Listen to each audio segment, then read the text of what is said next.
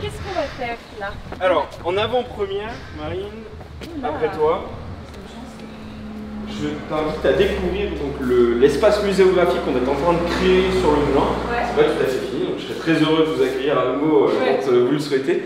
L'idée dans cet espace, c'est qu'on va pouvoir montrer tous les vieux documents qu'on a sur le moulin. Mon grand-père avait précieusement conservé dans son bureau, mais si on les expose pas, ça n'a pas beaucoup d'intérêt. Donc ici, on a l'acte de vente quand mon arrière-arrière-grand-père a acheté le moulin. On a le livre de compte de mon arrière-grand-père. Les actes de donation qui datent de 1914 et un autre de 1887. C'est incroyable. Ouais, on a gardé plein de contenu sur toute l'histoire du moulin. Et au bout, on a donc un livret que mon grand-père a réalisé et donc il a retracé et écrit toute l'histoire du moulin de la Vestiaire depuis ses origines. Donc on a la chance d'avoir vraiment beaucoup de contenu. Et à côté de ça, on a conservé des vieilles machines, des vieux outils. Là, c'était l'ancienne. Ouais, ça, c'était l'ancienne bassine dans laquelle coulait l'huile. Bon, aujourd'hui, on a mis de l'inox parce qu'il faut qu'on se conforme avec les règles agro. Mais ça, c'était l'ancienne bassine dans laquelle coulait l'huile. Moi, je l'ai connue quand j'étais gamin. Ça, c'était les pelles qui servaient à remuer la pâte dans la poêle. C'était des petites pelles ou elles sont totalement... Non, elles étaient beaucoup plus grandes. Elles sont usées. Elles sont usées. On a une ancienne balance ici. Okay. Ici, c'est ce qu'on appelle des dames Jeanne. Ces dames Jeanne, c'était en fait l'ancêtre du fût en inox pour conserver les huiles. Okay. Donc là, tu vois, normalement, une dame Jeanne, elle est recouverte comme les deux qui sont sur les côtés de rotin. Pour pas avoir ce contact à la lumière. Exactement, tu as tout compris.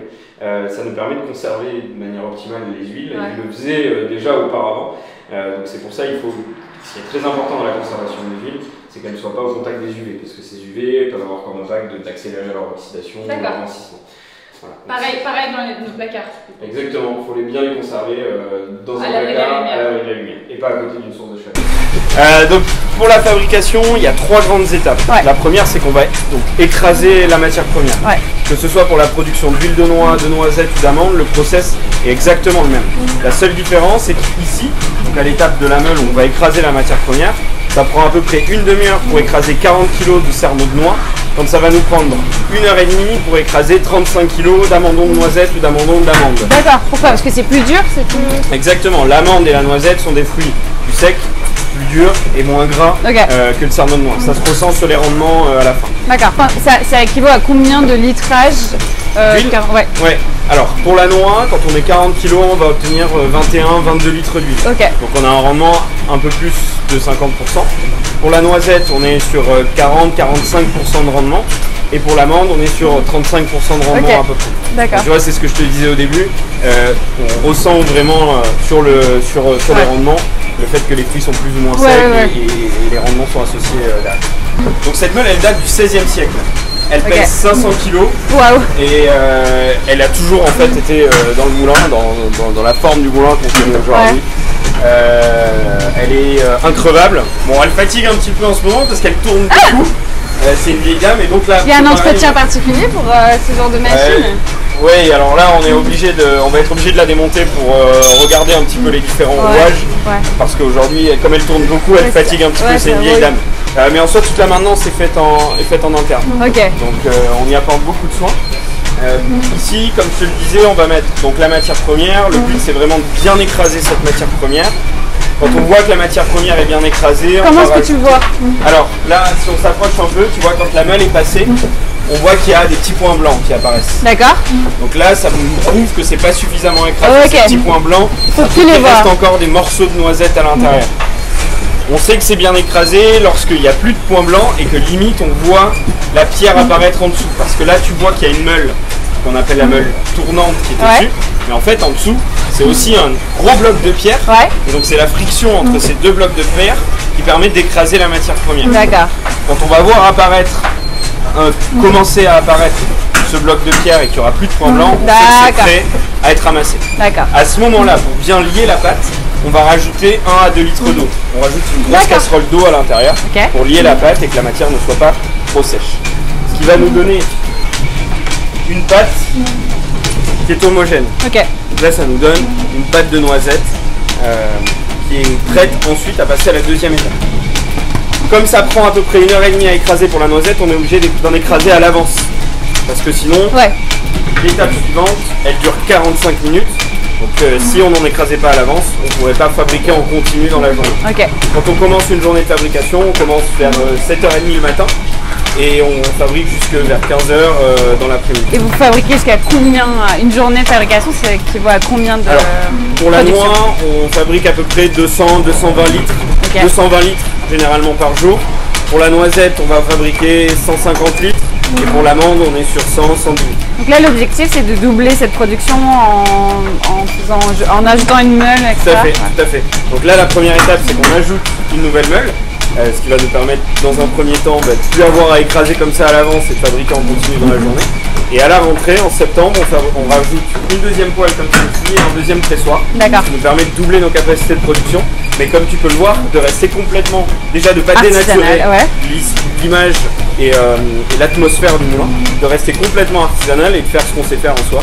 Ce que je disais tout à l'heure, de préserver vraiment notre savoir-faire. C'est génial.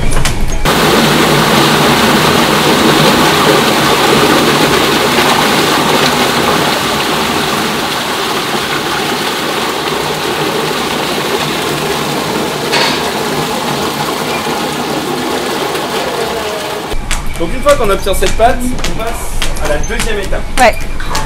Ici, c'est vraiment l'étape cruciale de la production. Pour deux raisons. La première, c'est que c'est cette étape qui va donner tout son goût à l'huile. Je le disais au début, il y a une importance primordiale des matières premières, mais également du savoir-faire. Ouais. Tu sais, je te disais, il y a les deux piliers, la matière première et le savoir-faire. Le savoir-faire, il s'exprime vraiment ici. C'est quoi ton savoir-faire du coup là?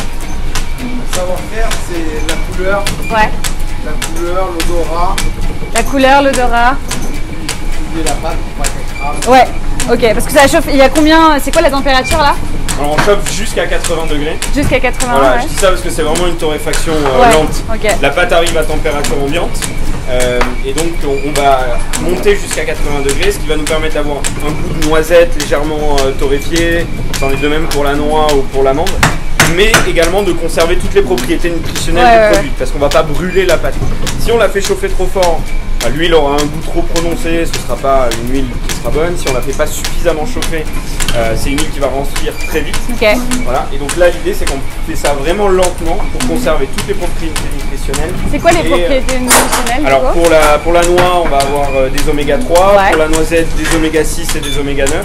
Donc c'est vraiment des huiles qui sont conseillées en complément dans des régimes, notamment tu vois par exemple pour les gens qui ont du cholestérol. C'est des huiles qui vont être très adaptées, plus qu'une huile d'olive. Il n'y a pas de combat à avoir, mais c'est vrai que ça n'a rien à voir, mais c'est conseillé dans certains régimes. Okay. Là on va bien remuer comme le fait Yann la pâte pendant toute la chauffe, ce qui va permettre d'avoir une couleur qui est beaucoup plus brune, c'est vrai, on voit la différence que par rapport à tout à l'heure. Ouais. Aujourd'hui on chauffe au gaz, ce qui permet d'avoir une chauffe très régulière. Auparavant c'était au bois, mais ça fait une quarantaine d'années qu'on est passé au gaz. Moi je ne l'ai pas connu quand c'était au bois. D'accord. Et la poêle en elle-même date du XVIe siècle également. C'est vraiment une vieille poêle en fonte. Et c'est tous ces petits facteurs qui nous permettent d'avoir une huile qui a un goût si particulier. Du coup, là vous allez dupliquer celle-ci, vous avez gardé la fonte? Oui, tout à fait. On l'a fait fondre à la même taille que celle-ci. Ouais. Donc ça nous permet d'avoir le même matériel. La même quantité et du coup de ne pas être déçu sur le... Tout à fait.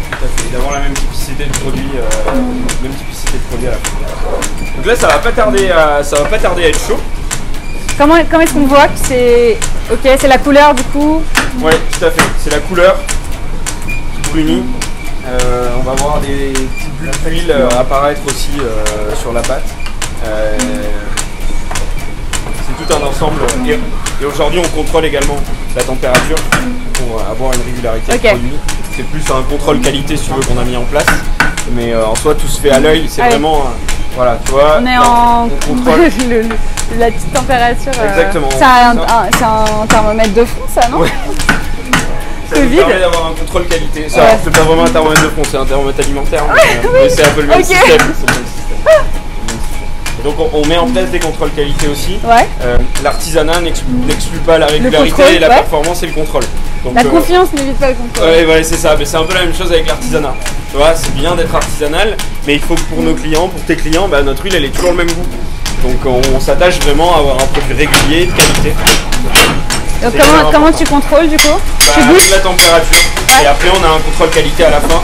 On goûte systématiquement, les huiles. On goûte d'abord le premier contrôle qualité, c'est la réception des matières premières. Donc elles sont analysées, elles sont goûtées, on les regarde, voilà, on voit si, on a une fiche qualité qui nous permet de déclarer si elles sont conformes ou pas conformes. Jusqu'à présent on n'a jamais eu de non conformité. Ça c'est toi qui gères ça? Non, c'est Julien, notre responsable de production. Qu'est-ce que c'est cette petite brosse de paille? Du coup c'est pour... C'est un balai qui permet de rassembler la pâte et bien la collecter pour qu'après on passe donc à la deuxième étape. Alors, la troisième étape, qui est le pressoir. La troisième étape, donc on va collecter la pâte à l'étape de la chauffe. Cette pâte, on va la mettre dans ces toiles. Ces toiles, on appelle ça des scourtins. Ces scourtins, ils vont permettre d'extraire l'huile, la pâte, l'huile de la pâte, pardon. Donc on va bien égaliser la pâte à l'intérieur des scourtins. Vous allez voir après, Yann va replier les toiles par-dessus la pâte. On va ensuite ajouter les cales en bois qu'il y a sur le côté et actionner le pressoir. Le pressoir en soi, c'est la seule pièce du moulin qu'on a modernisé.